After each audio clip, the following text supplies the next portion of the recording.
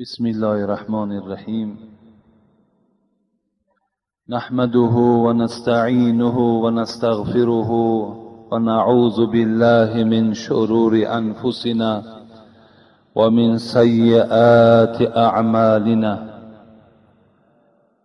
من يهده الله فلا مضل له ومن يضلله فلا هادي له. أشهد أن لا إله إلا الله وحده لا شريك له وأشهد أن محمدا عبده ورسوله. السلام عليكم ورحمة الله وبركاته. پیش از آنی که موعظه امروزه را آغاز کنیم، یک جایه با شما در این روز سید، در این روز سردار هفته، در این روزی که خیلی عزیزان ما و شما دعا میکنند که خداوند در روز جمعه یا در شب جمعه جان را به حق تسلیم کنند و از فضیلت این روز جمعه برخوردار شوند. از این خاطر ما و شما هم از این ساعتهای خیلی پر قیمت و پول ارزش دست به دعا می برداریم و از پروردگار خود سوال می کنیم، از پروردگار خود التجا می کنیم تا که این قدمهایی که ما به سوی این خانه او گذاشتیم، قدمهای ما را پروردگار را ضایع مگردان و خدایا در هر یک قدمی که ما به سوی خانه تو گذاشتیم حسنات ثواب نویسانده بگردان و تمام آن سهو و آن لغزش و آن کوتاهی هایی که از ما بندگانت سر میزند خدایا در هر قدممان آنها را کوره بگردان و خدایا در دل ما جمعیت محبت خودت را، محبت حبیبت را، محبت قرآن و اسلامت را خداوند جایگیر بگردان و در دل ما ترس ذات خودت را هم پروردگار را پیدا بگردان. ما را خدای مهربان چنان بندگان بگردان که غیرت اسلامی داشته باشیم، خدایا بی غیرت نباشیم. ان الله غیور یحب الغیره. خداوند ذاتی هست که خود میگوید با غیرت است و غیرت دارد، بندگان با غیرت چه دوست می‌دارد. خدایا برای همه ما بندگانت غیرت اسلامی را نصیب بگردان و خدایا تاجیکستان ما را آباد بگردان، زیبا بگردان، چه جهت‌های اقتصادیش، چه جهت‌های فرهنگیش خدایا در بین تمام دولت‌ها نسبت همه دولت‌ها خدایا بلندتر بگردان و رئیس جمهور خدا عمر دراز و تن صحت و از جمیع آفت‌ها، از جمیع گزندها خدایا در حفظ امانت نگهش بدار. آمین یا رب العالمین. سه جمعه الحمدلله که ما و شما خیلی یک موعظه ضرور و خیلی یک موعظه لازمه که برای جامعه ما و شما بود، ما به سمع شما رسانیدیم که این فضیلت خیر احسان بود برای انسان با عقل، برای انسانی که امروز شرایط دارد، پول دارد، مال دارد، یعنی دست دهنده دارد، قوت خیر احسان دارد. انشاءالله این 3 ساعتی که ما صحبت کردیم برای او باید که اگر عبرت گیرنده باشد الکه عبرت چه باید که گیرد. لیکن اگر انسان دل سخت باشد، انسانی که دارا باشد لیکن دست دهنده نداشته باشد، اگر ما چند جمعه دیگر هم که صحبت کنیم برای این گونه شخصان دل سخت دل سیاه صحبت ما دیگر تأثیر ندارد. چگونه ای که من برای شما از احادیث های بیشمار، از آیت های بیشمار صحبت داشتم و باز چندین حدیث و آیت هایی که در این باب وجود دارد ناگفتمان. میخواهم یک کمی در اطراف این صحبت داشته باشم و بعدا خدا خواسته باشد سوال هایی که در پیش من است جواب میگردانم. قال رسول الله صلی الله علیه و سلم، حدیثی هست که من یک جمله این برای شما بیان کرده بودم که حبیبی خدا گفته بودند علی کل مسلم صدقه. در روی دنیا اگر امروز میگویند 1.5 میلیارد مسلمان زندگی دارد، حبیب خدا میگوید بر گردن همه این 1.5 میلیارد مسلمان صدقه کردن واجب است. علی کل مسلم صدقه، هر یک مسلمان باید صدقه کند. هر یک مسلمان باید که دستی با خیر داشته باشد. این سفارش حاجی نیست، سفارش مولوی نیست، سفارش یگان داملا نیست. این سفارش سردار همه اینها معلم ما محمد صلی الله علیه و سلم است. بر گردن هر یک مسلمان صدقه واجب است. علی کل مسلم صدقه.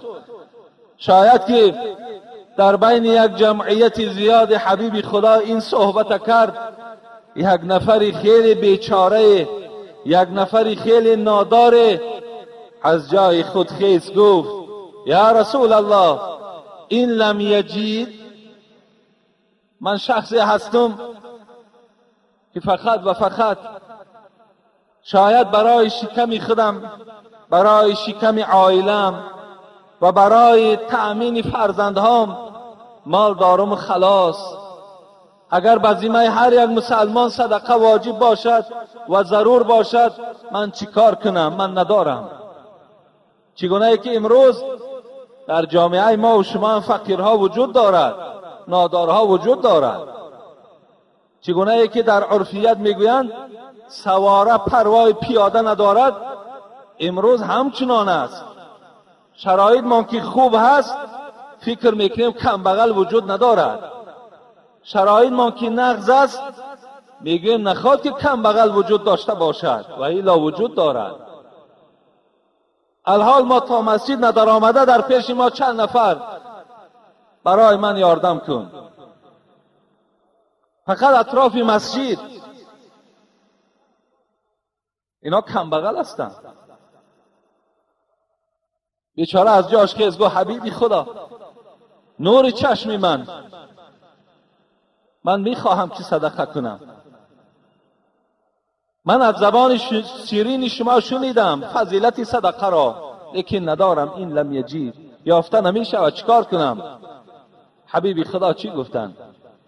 یعمل بیدیه فینفع نفسه و یتصدع. حبیبی خدا انما بعثتم میسرین ولم تبعثوا معسرین. خداوند مرا برای چی بین شما فرستاد؟ پیغمبری خدا گفت تا که من بر بندگان خدا جبر نکنم، تا که بالای بندگان خدا ظلم نیارم، تا که بالای بندگان خدا مشقت جاری نکنم، بلکه چیکار کنم؟ برای چی آمدم؟ میسرین، من آسان گیرنده آمدم. من میخواهم که بنده های خدا مشقت نیفتند، بنده های خدا از حساب ناداری و قرض و قواله و در بدر نیفتند. من برای این آمدم. حضرت چی گفتند؟ گفتند مادامی که ای امتی من نداری کار کن، در یگان کارخانه رفته کار کن، زمین داشته باشی در زمینت کار کن، خواجگی نزد حولگی داری نزد حولگی در کار کن. فینفع نفسه، آن چیزی که از زمین تو حاصل می شود و یتصدق، برای جان خود صرفش کن. دقت کنین، این جمله بسیار جمله حل کننده هست. حبیب خدا نگفتن بچم داری نداری قرض کن، نگفت بچم اکو چی کار میکنی، شرایط همین است، همسایه کرد وای خیشت کرد، داری نداری بچم هر راهی را که استفاده میبری کردن بگیر، ماشین تا فروش، خانه تا بفروش. اینا نگو حبیبی خدا.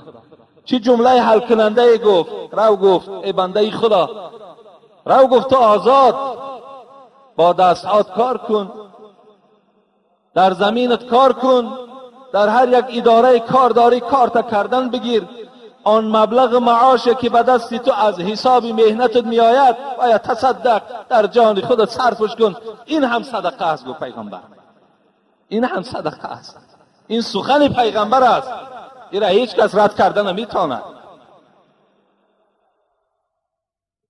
افضل دینار ينفقه الرجل دینار ينفقه على عیالی و ينفقه على دابته و دینار ينفقه على اصحاب في سبيل الله و اعظمها اجرا الذي انفقته في عیالی.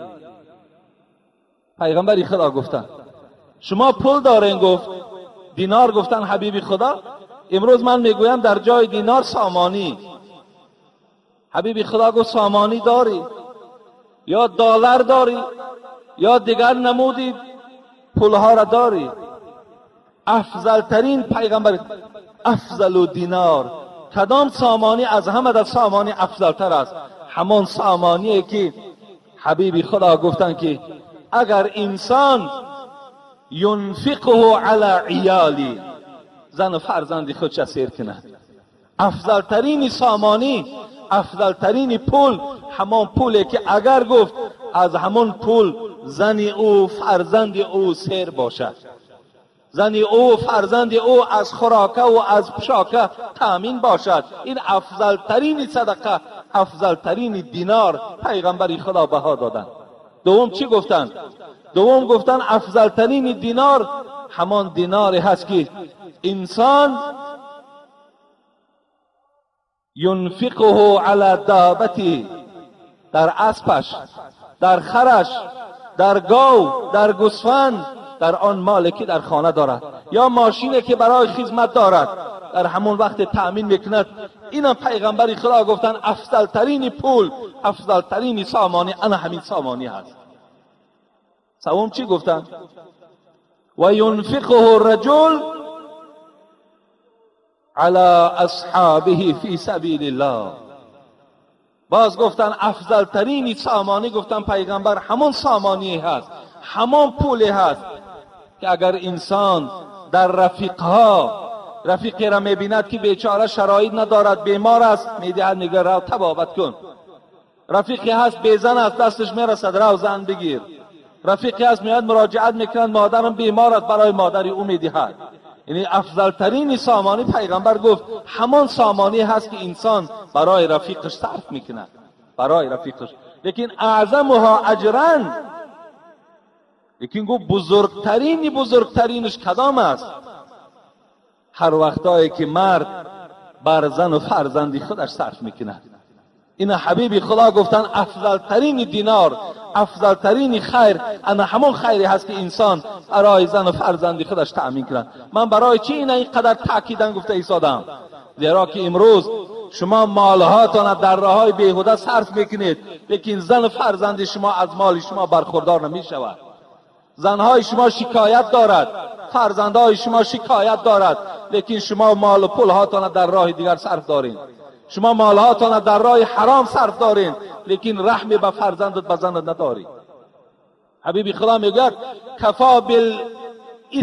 کفا بالمرء اثما ان یضیع من یقود.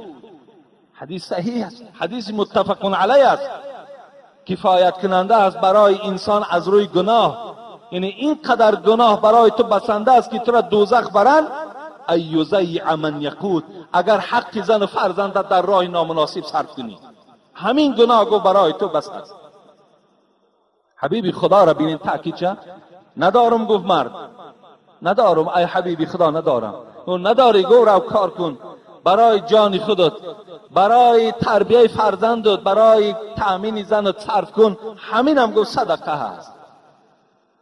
ابدأ بنفسك فتصدق علی فإن فضول شیء فلأهلك فإن فضول عن اهلك شیء فلذی قرابتك.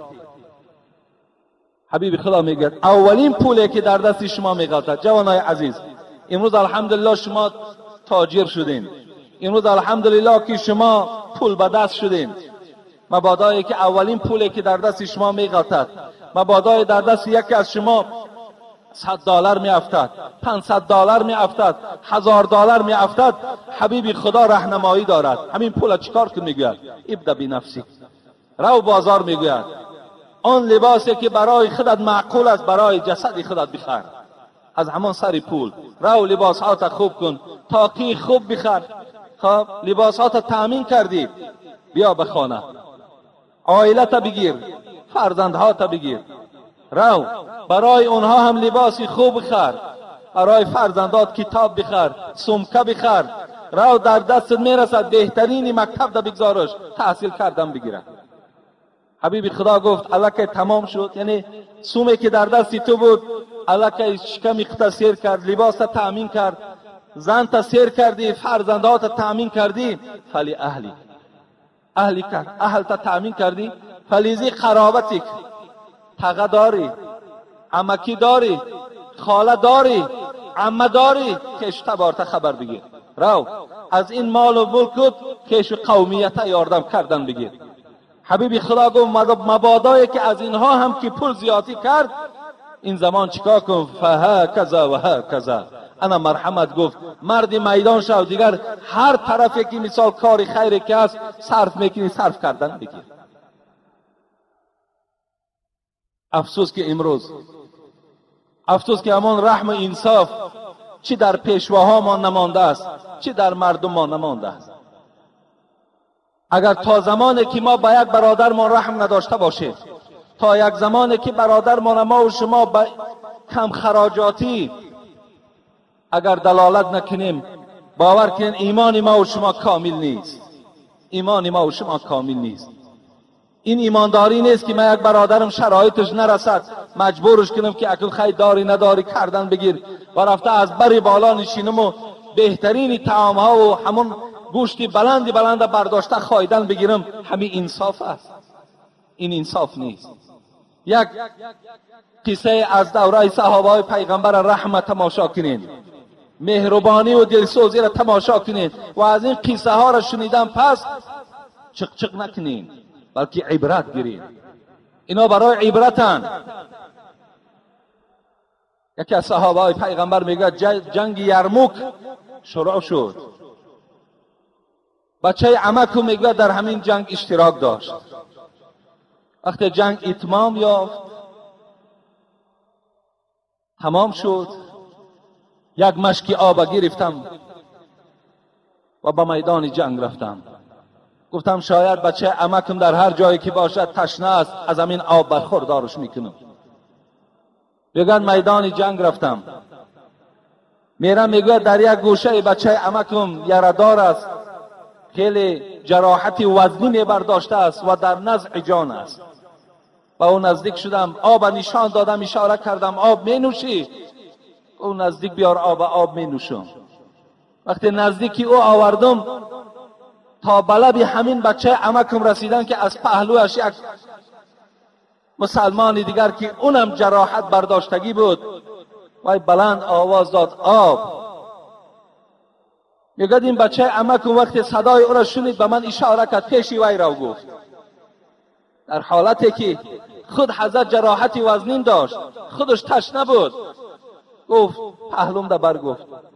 وقتی میگه پیشی وی رفتم نگاه میکنم هشام ابن ابی العاص است و نزدیک زبانی اون نزدیک آوردم مشک آب که از پهلوش یک برادر دیگر فریاد زد آب. میگه هشام به من اشاره کرد نزدیک وی را گفت. وقتی به پیشی وی تا رسیدم گفت که جان وی الکی از بدنش جدا شد. آمدم پیش هشام که الکی جان به حق تسلیم کرده است، آمدم پیش عمکم که بچه عمکم جان به حق تسلیم کرده است. مهربانی را بگیر. در یک حالت خیلی مشکلات حضرت آب ننوشیدن، به دلالت به امرش کردن، به رفیقش کردن. برای چی؟ این برای که المسلم اخو المسلم لا یظلموه ولا یخونوه ولا یکذبوه ولا یحقروه. حبیب خدا میگوید مسلمان برادر مسلمان است. همه شما مسلمان الحمدلله. الحال در همینجا مردمی هست که پهلو با پهلو نشستین، با یکدیگرتون قهری هستین. چگونه مسلمانی است؟ در پهلو یکدیگر نشستگی هستین، بیرون میبرین یکدیگر را سیاه میکنین، غیبت میکنین. این چگونه مسلمانی است؟ حبیب خدا گفته ایستاد است مسلمان برادری مسلمان است. دروغ نمیگوید مسلمان مسلمان است. خیانت نمیکند مسلمان مسلمان است. بی قدر نمیکند مسلمان مسلمان است. خیانت نمیکند مسلمان مسلمان است. بی رحمی نمیکند مسلمان نسبتی مسلمان. این رحم انصاف باید که ما در وجود ما راه دهیم. این رحم انصاف از اسلام است. برای چی میگیم بسم الله الرحمن الرحیم؟ برای چی؟ به نام آن پروردگاری که رحمان و رحیم است، بخشنده است، بخشنده است، مهربان است، غمخوار بندگانش است. مادام پروردگار که غمخوار ما باشد، چرا ما غمخوار نباشیم؟ چرا غم یکدیگر ما نخوریم؟ در دوام چی گفتند؟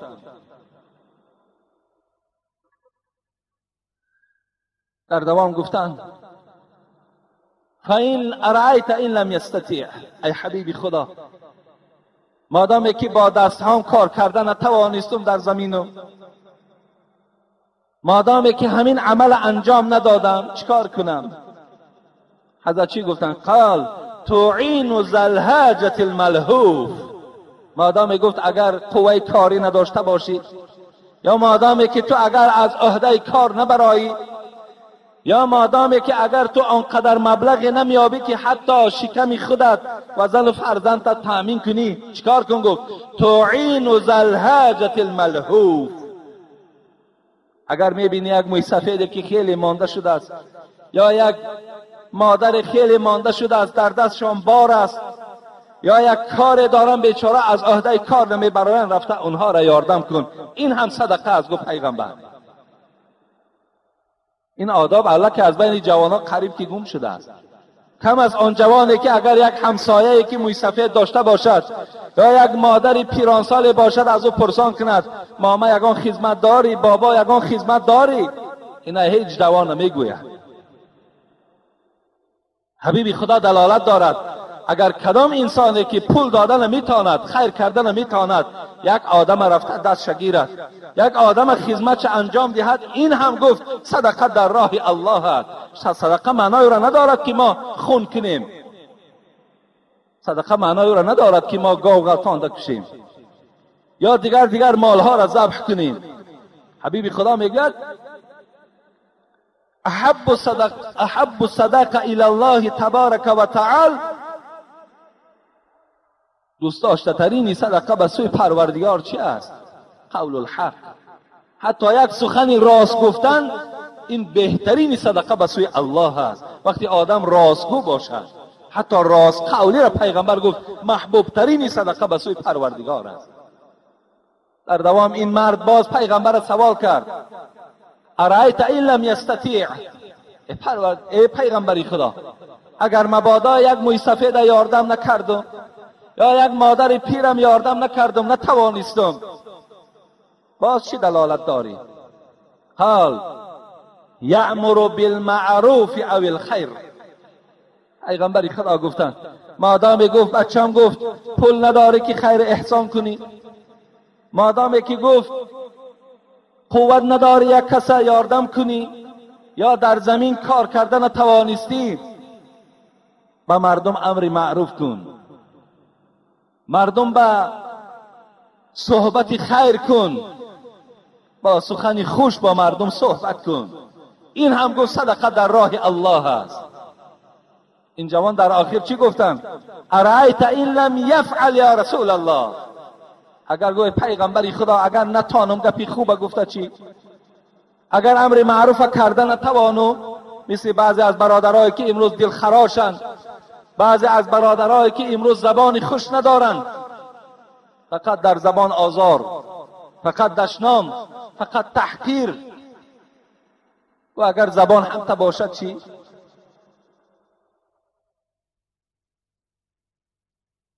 حضرت چی گفتند؟ یمسک عن الشر فانها صدقه.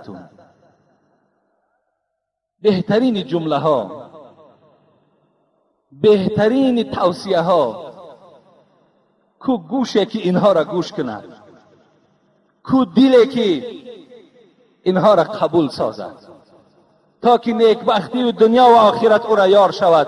کجاست همون گوش؟ کجاست همون دل؟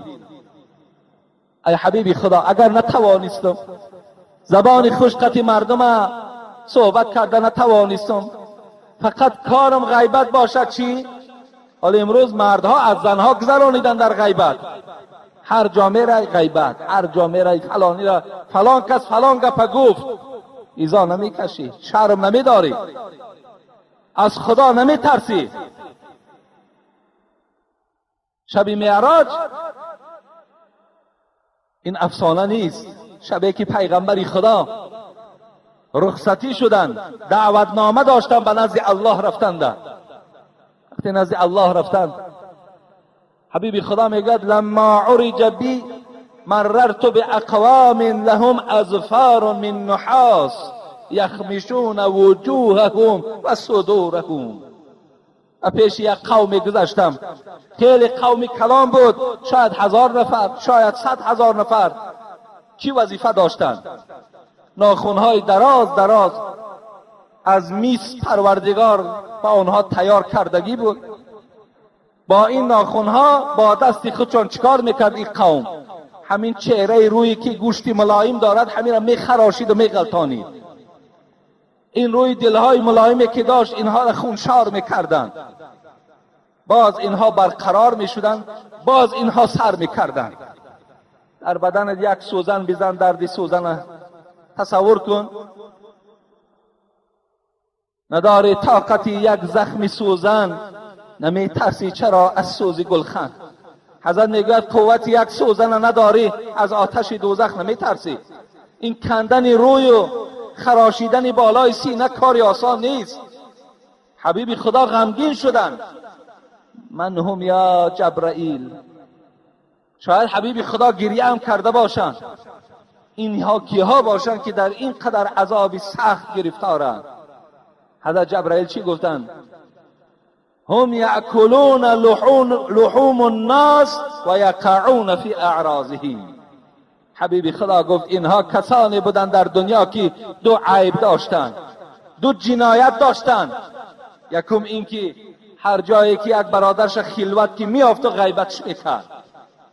هر وقتایی که یک برادرش اگر در حضورشان نباشد در حال غیبت در حق او سر میکردند. اینا گو یک جنایت همین بود. دویم جنایت همین بود که یقعون فی اعراضهم، میخواستن قدر و قیمت یک برادرشون را پست سازند. در هر جا او را هر گونه تحقیر و هر گونه تهمت میکردند. چگونه ای که امروز بعضی تهمت ها در راست ماست. کمتر از خدا ترسید، کمتر از خدا بترسید.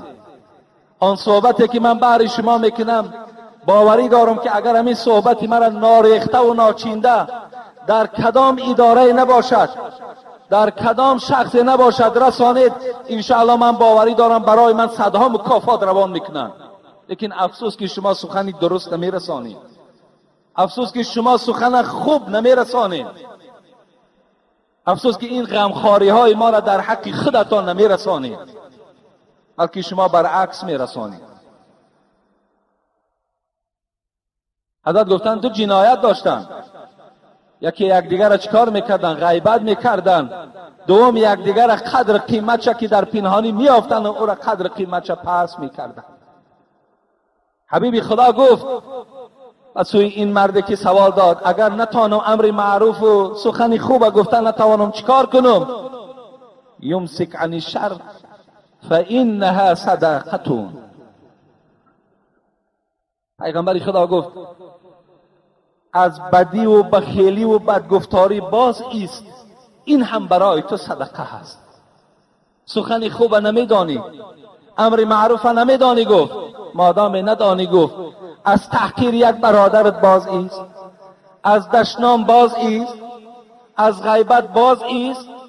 برادرت دشنام نکن، این هم برای تو صدقه هست. این است تفسیر حدیثی پیغمبری خدا. هر کدام ما و شما از این حدیث، از این صحبت باید که خلاصه براریم. رود مؤمن از این دنیای پرشور، به طاعتها به خلوت خانه گور. به او قرآن به هم آنجا درآید، به طاق جانبی سر می براید. درآید طاعت و صوم و صلاتش، همه خیر و سخا حج و زکاتش. شود همراه او از جانبی راست، دل آسا می کند او را به هر خواست. سوالهای کرامن کاتبین را، دهد آنجا جوابی با یقین را. نجات یابد از هر سختی گور، چراغان است گوری او پر از نور. رود مؤمن از این دنیای پرشور، به طاعتها به خلوت خانه گور. و او قرآن به هم آنجا درآید، به طاق جانبی سر می براید. درآید طاعت و صوم و صلاتش، همه خیر و سخا حج و زکاتش.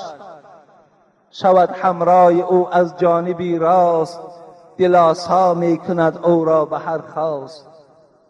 سوالهای کرامن کاتبین را، دهد آنجا جوابی با یقین را. نجات یابد از هر سختی گور، چراغان است گوری او پر از نور. بکن جهد ای پسر در حاصل نور، منور تا بگردد خانه گور. حضرت جنونی را خدا رحمت کند، در این مصرع‌های شعری چی میگوید؟ وقتی مؤمن، وقتی شما این دار فانی را ترک میکنین و به دار باقی خانه قبر که میروین، تمام این طاعت‌های شما، تمام عبادت‌های شما، تمام خیر احسان شما را در یک تاقچه از بالای سر از جانب راستی شما برای حفاظت شما باز می‌ایستادند. شما را محافظت میکند، دلاسا میکند به هر خواه. سوالهای کرامن کاتبین را، دهد آنجا جوابی با یقین را. وقتی سوال می شود ای بنده خدا در دنیا چه عمل انجام دادی؟ نماز تو گواهی می دهد من نمازش هستم، روزه تو گواهی می دهد من روزه او هستم، پول و مال تو گواهی می دهد من پول و مال این بودم که در راه خیر مرا صرف کرد. حضرت مولوی میگوید بکن جهد ای پسر در حاصل نور، بگردد تا منور خانه گور. جهد کن، کوشش کن، صرف کن تا که پشیمان نشوی، تا که خانه گورت منور شود، مثل همین مسجد واری روشن باشد. در دنیا مهنت کن، زحمت کش، خیر و احسان کن، انشاءالله خانه گوری تو هم آباد است. این از البته به البته آن چیزی که ما از خیر احسان میخواهیم بهر شما رسانیم.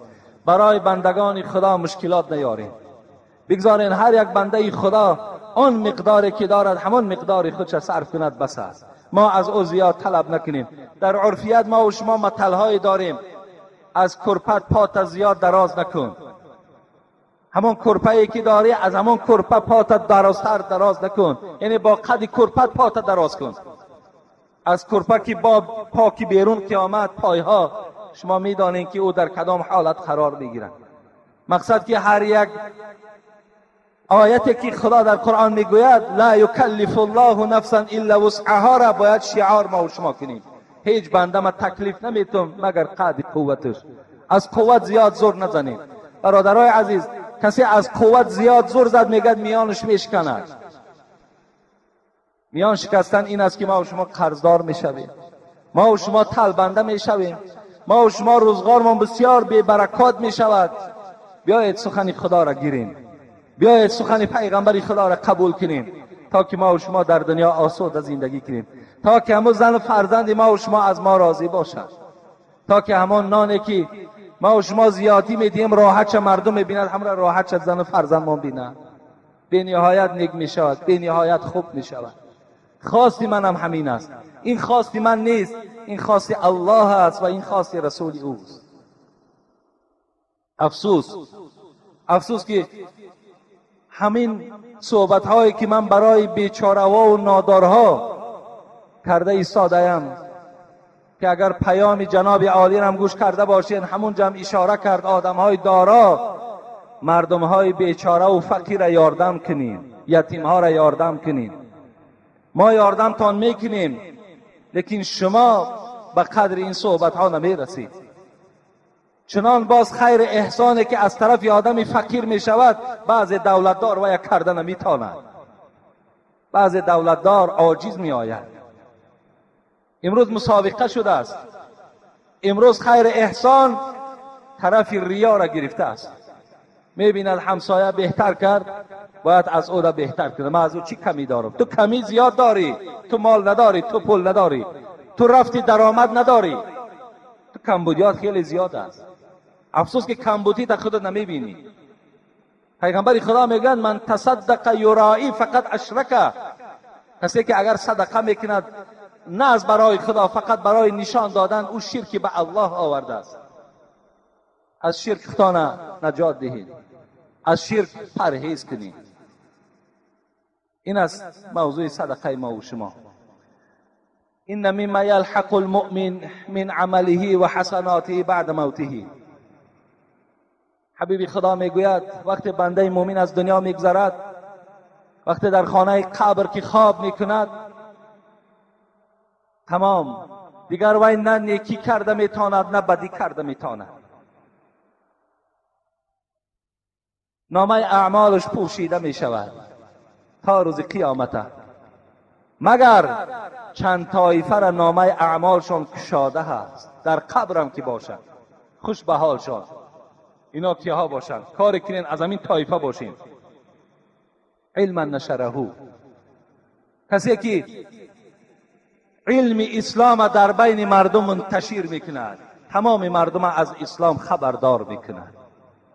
یکی علم حق را، علمهای باطله و مسئله های نادرستنی که امروز باعث فتنه و باعث اختلاف شدند. علم حق، مسئله درست، حدیث صحیح پیغمبر در بین مردم آن کسانی که منتشر میکنند، اینها اگرچه در قبر خوابم که باشند، نامه اعمالشان در ثواب رفته ایستاده است.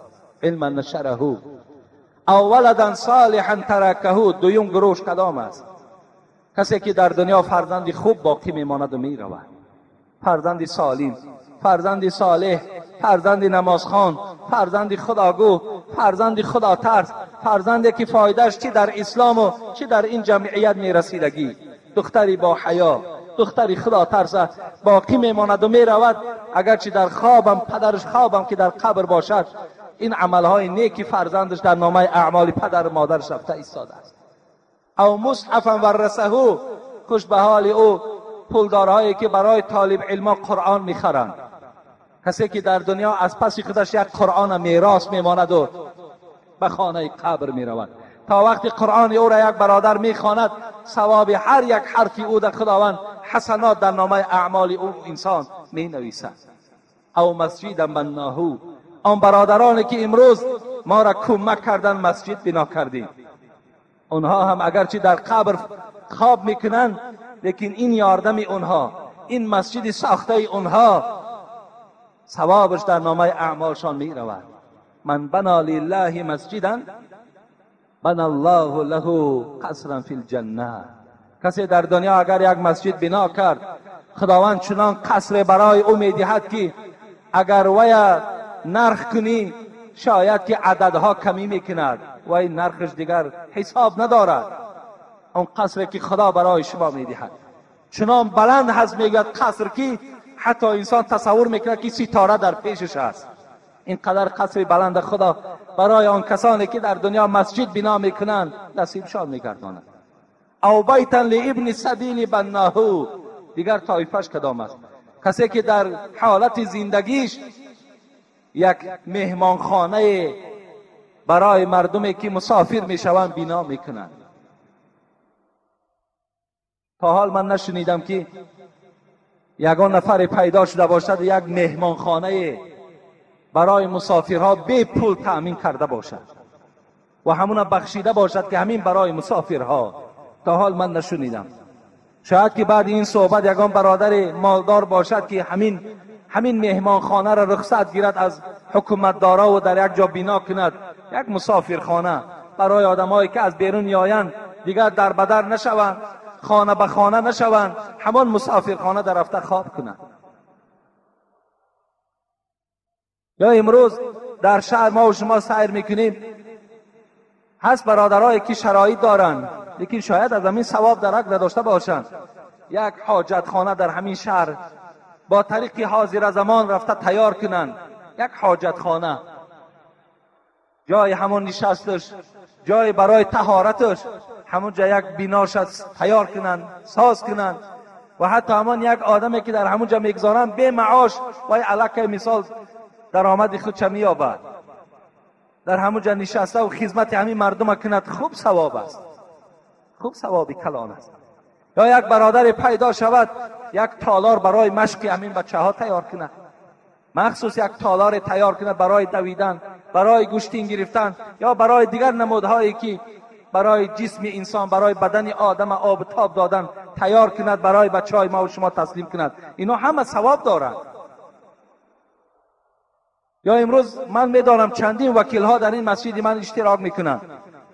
خوب میشد از همون برادرهای همون اطراف پول جمع میکردند و برای بهبودی همون محلشان، چه آوردن آب، چه آوردن گاز، چه تعمیر همون راههایی که در همون محله ها دارند، بهترین ثواب است، ثواب است.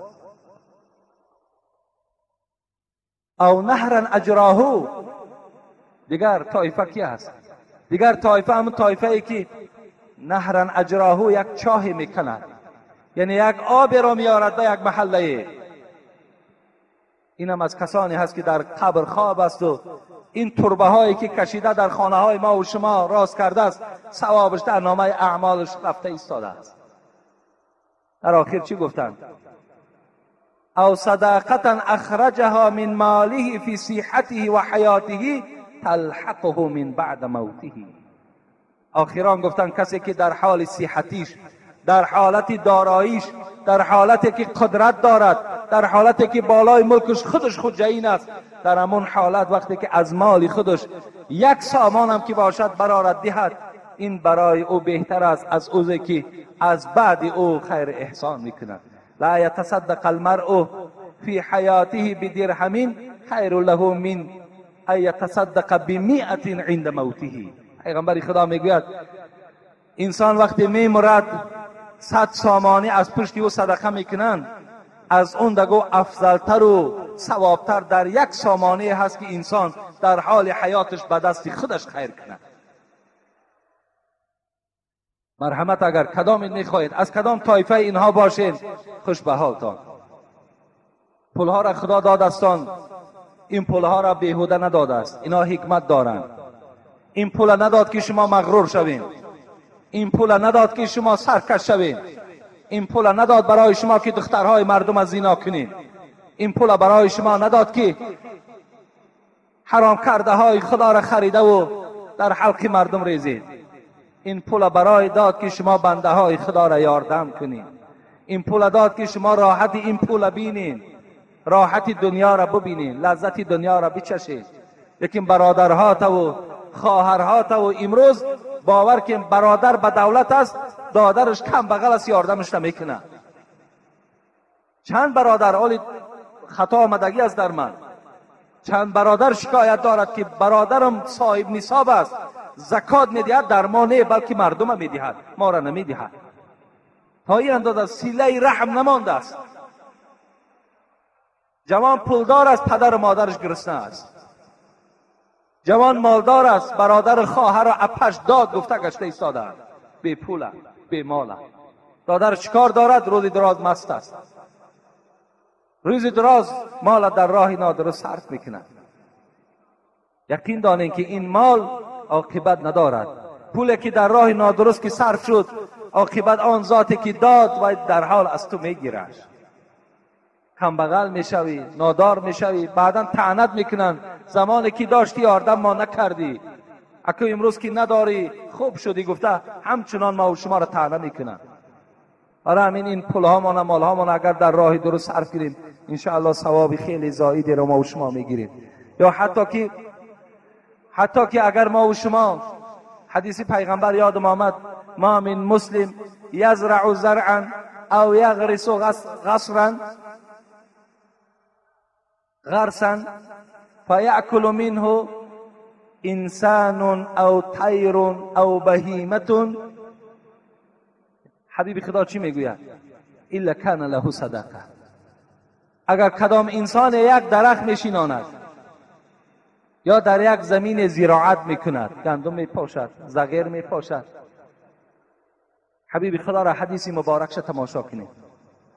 حضرت گفتند از برای او گفت در همین درخت ها و در همین زراعتش صدقه هست. شما می توانید دادرای عزیز کدامید که در همون گویم همون زمین هایی که نزد حولی تان دارین همون ها در درخت شینانید، اینم کاری ثواب است. اگرچند که باغ کردن کاری هر کس نیست، اگرچند اینم خیلی بگیم یک فضل کلانی است که خدا به هر کس نمیدهد، لیکن به هر حال شما بنده های خدا هستین. توصیه پیغمبر همین است که حتی که اگر شما یک درخت شینانین اینم برای شما در نزد پروردگار ثواب است. حتی میگوید بین اگر از میوه همون انسان میخورد، حیوان میخورد، پرنده ها میخورد، اینم برای شما ثواب است. گفت حتی انسان، در حدیث دیگر میاد حتی انسانی که اگر از چشم تو پنهانی آمده از همون میوه های درخت تو چیند هم در هر یک دانه میوه پروردگار برای تو 10 ثواب میدهد. حتی میدزدن از باغ دزدن هم تو را خداوند ثواب میدهد. اینم عملی خیلی خیر است، اینم شما از دست ندهید.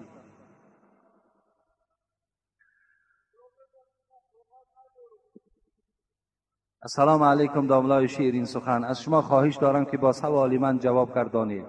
میگویند که تخم، نان یا شیر را فروختن درست نیست، درست است یا نه؟ اینا همش یک گپای بیهوده است. امروز همه فروخته ایستاده است، تخم هم میفروشن، نان هم میفروشن، شیر هم میفروشن. اینا چرا نادرست است فروختنش؟ حتی شما در خانه هاتون هم که اگر گاوی جوشایی داشته باشید، اگر زیاتی میکردگی باشد یا دسترس باشی، میلش یک مقدارش برای خودت بگیر، یک مقدار دیگرش در همسایت به پول تقسیم کن. انشاءالله جوان مردی از ثواب است. لیکن اگر همون انسان اگر همین شیر که دارد همون هم که در همسایه فروشدم، اینجا گناهگار نمی شود. اون مهنتش است، وای گاو خریده است، وای گاو تربیه میکند، این پول میگیرد با در یک بهبودی خواجگی صرف میکند، این گناه نیست. یا مرغ داشته باشین و مرغ میفروشین، تخمش میفروشین، این حق شما است، جایز است. یا مثل برادرایی که امروز آرد میخرن و نان میپزن و نان میفروشن، البته جایز است، تجارت هیچ جای گناهگاری ندارد. در همسایه هم که فروشین درست است، لیکن اگر شرایطاتون میرسیدگی و با دولت باشید، میلش این حالت اگر در همسایه تقسیم کنین، خوش به حالتان، خوش به حالتان. اینم یک حق همسایگی همین است که شما مهر و شفقت داشته باشین، یک دیگرتان دوست داشته باشید.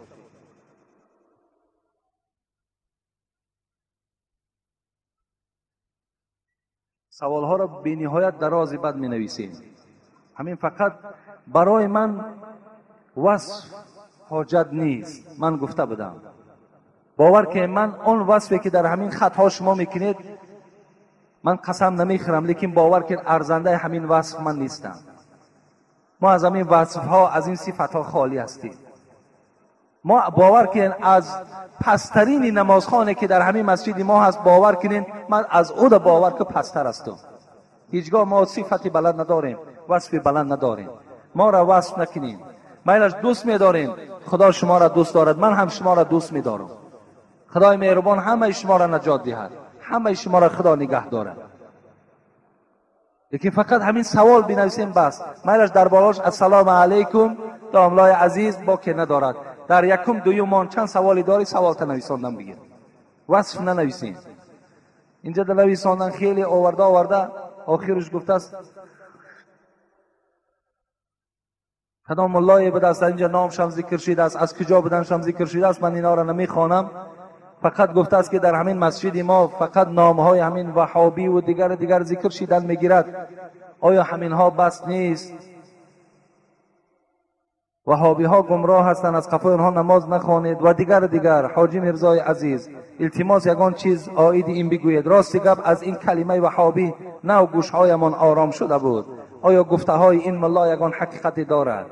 یعنی هست البته انسان هایی که با همون کلمه های وهابی و با همون کلمه های نادرست در بین مردم افشا میکنند، در بین مردم میرسانند. برادرای عزیز، امروز این فضل الله بود، این ده همه ما و شما شکرانه کنیم و قوه به نهایت زیاد صرف کرده جناب عالی بود که امروز ما و شما به وحدت رسیدیم، ما و شما آرامی را به دست آوردیم. از این آرامی در نعمت کلال و قیمت به خدا قسم وجود ندارد. همین سبب آرامی است که شما آمده در نزد من میشینید، آمده در این مسجد کشاده میبینید، همه این سبب آرامی هست. بیا بس کنیم، کسی چیزی بود نبود، همه این ما و شما با گذشته گفتیم کلان تلا صلوات. بیا یک دیگر را سیاه نکنید. بین همین وضعیتی که خدا برای ما و شما موافقش آورده است، اینقدر یک دیگر فهمی ها داریم، محبت داریم.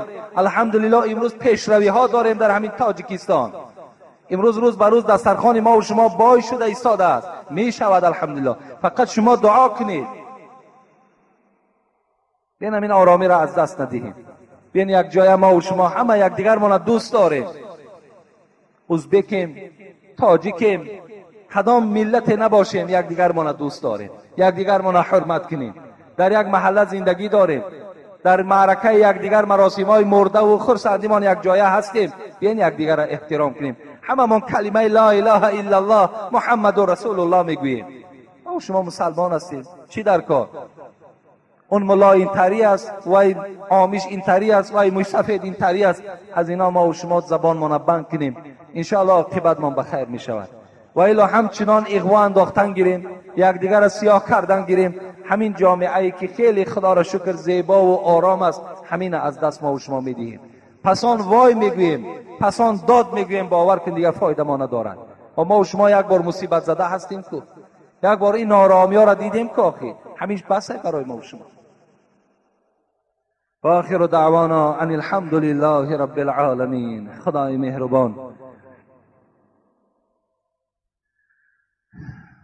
خداوند عاقبت همه ما و شما را بخیر کند. آمین یا رب العالمین. خب انشاءالله جمعه آینده اینجا برادرایی که یاردم ها کردن نام هاشون میخونیم. برای وقتم الکی وقت کمی گذشتگی هست و جمعه آینده انشاءالله خیامون سوال و جواب ها را مگرم گیم که به سوال و جواب این جمعه نرسیدیم. این صدقه خیلی موضوع مهم است. همین قدر من الحال یعنی تمام خیر احسان ها را جابجا کردن در قوت ندارم، لیکن من همین قدر به شما رسانیدم که کدامش در شما ثواب میگیرین، کدامش در شما ثواب نمیگیرین، تا که فهمین که اسلام بالای هیچ کدام مسلمان جبر ندارد، ظلم ندارد. اسلام همه ما و شما را فقط و فقط از روی شرایط طلب میکند. شرایطت هست مرحمت، شرایط نداری زور نزن، شرایط نداری قرض نکن. این دستوری قرآن و دستور احادیث های پیغمبر است. مرحمت از آن بگیم. اینجا یک اعلان است برای همه مهمان هایی که مسجد حضور دارند، اینکه انشاءالله این سخن مرا میشنوند. از این همه مهمان ها یک خواهش است که یعنی اگر اولا همش خوش آمدن، خدای مهربان شما را نگه دارد. من میدونم که خیلی اخلاص زیاد و محبت زیاد به مسجد دارند، به دین اسلام دارند. خداوند پای قدم شما را مبارک بگرداند و انشاءالله ما قوت چند مهمان گذراندن هم داریم. شرایطش خدا را شکر همش در اینجا مهیا کردگی هستند. یعنی از آمدن مهمان ما همه وقت خرسند هستیم، غمگین نمیشیم. زیرا این حدیث پیغمبر است: من کان یؤمن بالله والیوم الاخر فلیکرم ضیفه. هر کسی ایمانی بر خدا و ایمانی بر روز قیامت دارد باید مهمان احترام کنه. از این خاطر ما به قدر مهمان ها البته میرسیم، لیکن اگر خوب میشد که مثال هر کدام شما در هر جایی که هست، اینجا برادرای از قرغان تیپه هم هست، از یاوان هم هست، از حصار هم هست، از دوشنبه هم هست، اگر همون نفرهای زیاده که مثال هستین شما، اگر در همون محله هایی که هستین ما را تکلیف کنین، ما پیش شما بیاییم. شما یعنی به اینجا را آمدن در این قدر خراجات ها و این قدر زحمت ها را بسیار خوب میشود که باور که ما در اونجا باشیم، این برای من بهتر است و این برای ما خوبتر است. زیرا الحال شما هم میدونین که شهر کولاب قریب 4-5 معرکه دارد تا ماه سپتامبر. 4-5 معرکه های خیلی کلانی و سیاسی دارد. از این خاطر بهتر و خوبترش همین است که همین مهمان هایی که هستند، مخلصایی که هستند، خداوند شما را نگه دارد. باز میگویم که چقدر که شما به ما محبت دارین، ما هم به خدا قسم به شما محبت داریم. لیکن فقط شما از اونجا طلب کنین کدامت به تلفن من 62 96 58 62 96 58. همین قدر شما همین را تکلیف کنین که ما در فلان محله هستیم. من اکثر وقت مادر ما خبرگیری دوشنبه میرم، هر جایی که باشین شما ما پیشتون میام. ما یگانی تا سرکشی و مثال گردن هوایی ندارم. کدام محله ده باشین، همین راههای دور التماس از اونجا به اینجا آمدن ده مرا خود ما تکلیف کنین، من میبیام برای که همین معرکه ها البته گذرن تمام شوند، بعدا ان شاء الله باز ما و شما رفت آمد ما دوام دادن میگیریم. 62 96 58 فراموش نکنین. سوالتان میغلطد، مراجعت داریم، به ما مراجعت کنین.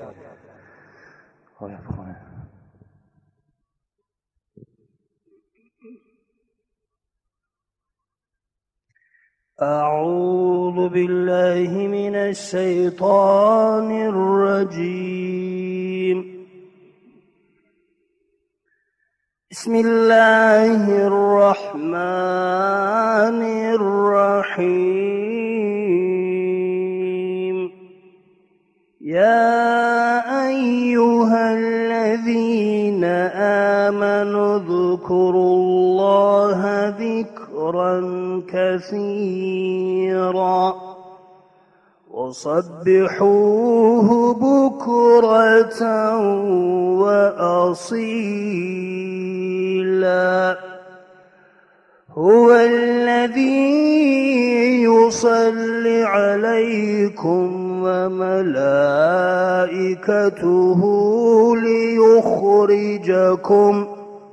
ليخرجكم من الظلمات إلى النور وكان بالمؤمنين رحيما. سبحان ربك رب العزة عما يصفون وسلام على المرسلين والحمد لله رب العالمين. اللهم صل وسلم وبارك عليه. اللهم ارزقنا قبل الموت توبة وعند الموت شهادة وبعد الموت جنة ونعيما. پروردگارا پیش از آمدن مرگ برای ما توفیق توبه کردن را و بازگشتن را به سوی خودت نصیب فرما. پروردگارا در وقت مرگ، وقتی که ساعت عمر ما به پایان می رسد، ما را نوشیدن جام شهادت را نصیب گردان. پروردگارا بعد از مرگ قرارگاه ما را در جنت الفردوست همراهی پیغمبرانت و بندگان صالحت نصیب روزی بگردان. آمین. آمین. پروردگارا در این دنیا به ما نیکی بفرما و در آخرت از آتش دوزخت نگه دار.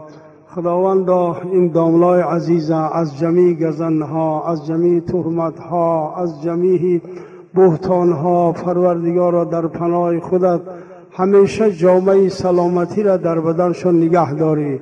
آمین و رب العالمین.